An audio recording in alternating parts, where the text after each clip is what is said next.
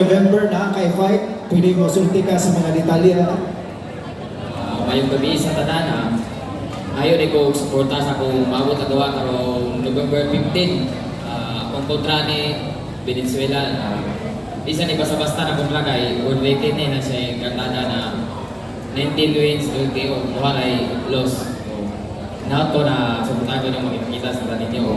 Salamat sa ko sa mga barangay official din sa ubuhan, labi na sa barangay captain, Mary Jane Ruiz, o especially sa itong congressman Kawayak, o sa mga GAP official, o sa itong manager, promoter, doon na yung proseso sa Biskodo. Daghang salamat kanito lang, kita-kita tapon sa November 15.